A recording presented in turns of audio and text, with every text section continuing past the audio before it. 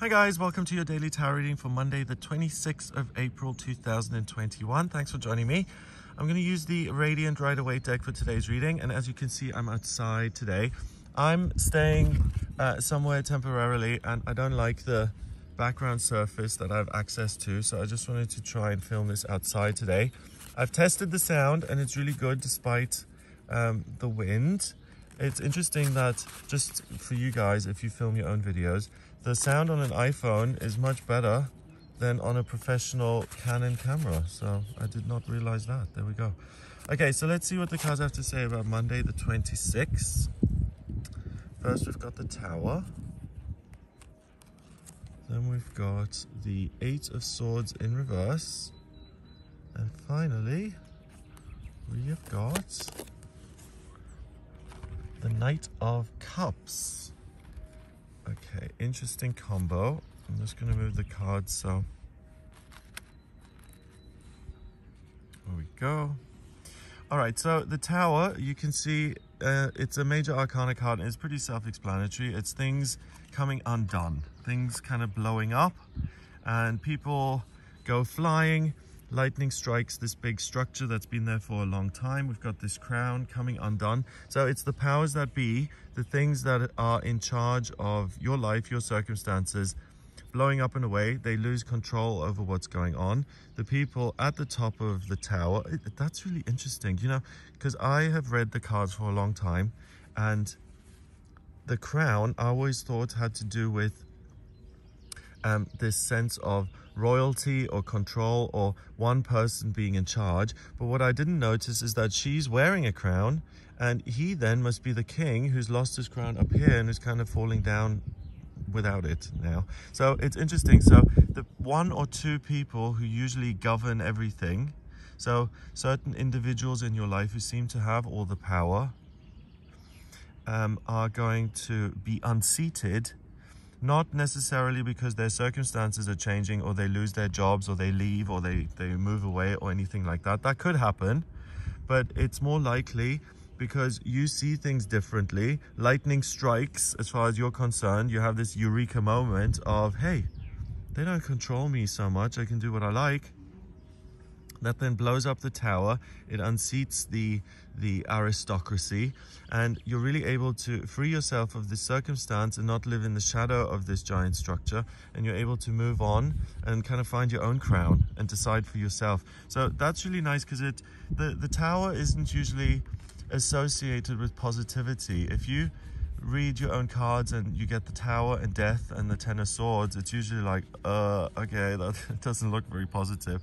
But in this deck, or in this case, what I'm really getting quite strongly is that this this sense of control is somewhat interrupted so that you can seize control for yourself. The next card is similar, because the Eight of Swords, when it's this way around, it's a woman who's blindfolded and trapped and bound by negativity. The swords represent negative thoughts and ideas, and she's stuck and she feels like she can't go anywhere. But the reality is that if she, well, it's quite difficult, but let's say she used her other senses, like she was used to being blindfolded and she had learned to use her hearing and her sense of smell and all these other things. If she was really brave, she would be able to move a little bit and kind of test things out and realize that she actually can move. It's still scary, and most people would just stay stuck for self-preservation, because what if she's at the edge of a cliff? If she tests that out, she might fall off. So it makes sense that she feels stuck, but the reality is that she can actually just walk away from this.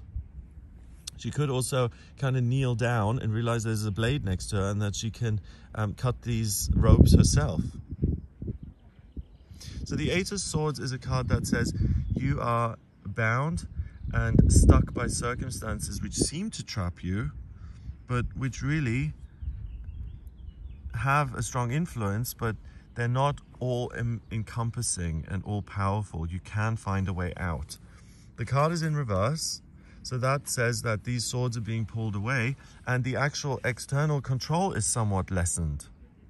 And that makes it then much easier for you to take off the blindfold and to say, hey, actually, I am free. Because when some of these swords start to go, you'll realize, hey, there's movement here, something is happening. Maybe I can move myself, maybe I can take my power back. Orange is the sacral chakra, and that has to do with how you control your physical experience. So both these cards are saying that something loosens up and you have a choice, and you don't have to stay put, and you don't have to stay stuck, and you can take charge. Finally, the Knight of Cups, he's someone who experiences emotional extremes. So this new freedom may feel scary, and it may feel like, I'm not ready to go out on my own. I'm not ready to make my own decisions. I need this institution to hold me, or I need someone to tell me what to do. I'm not experienced enough. And the Knight of Cups is in the middle of the court cards. We've got the Page of Cups, who's very inexperienced, and then we've got the King of Cups, who's super experienced and who has gone out on his own.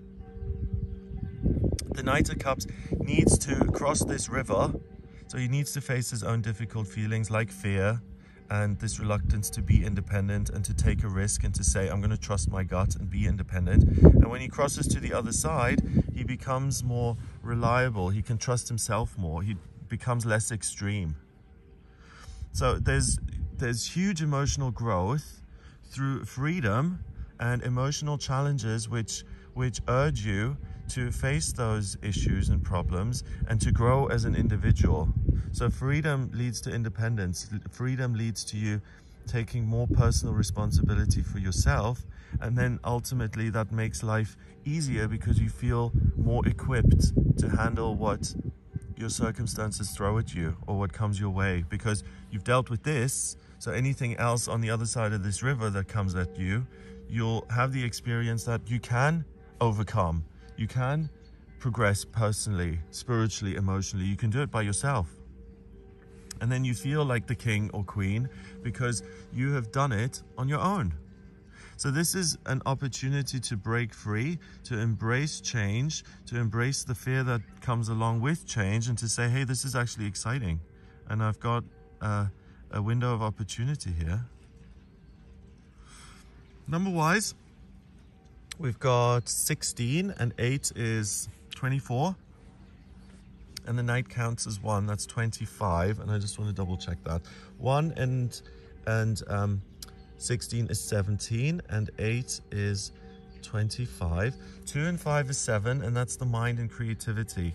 So if there are things that are changing, if you notice that certain controlling mechanisms in your life are coming undone or being pulled away, don't immediately go into the fear and say, oh, I need to find something else to attach to, or that needs to hold me and keep me safe. Give me permission, or give me a sense of being held and secure. Use your intuition, the mind and creativity. So use your own intuition and get creative about your circumstances and see what you can do with this new freedom. And also use your mind in the way it's meant to be used. Look at the things that you've learned, look at your experience, and look at what makes sense to you, and make your own decisions and say, I'm not going to see this as frightening only. I'm going to see this as, okay, it causes me some anxiety, but something is really opened up where I can build something fabulous for myself. And how am I going to decide to do that for myself? What kind of tower do I want to build? So get creative with that and trust yourself. Have a wonderful day. If you'd like a personal reading with me, please get in touch via my website. It's gregoryscott.com. On the front page, click on book your reading to order your reading with me. If you like this video, please give it a thumbs up, hit subscribe, and share the video online. Have a wonderful Monday, and I'll speak to you tomorrow.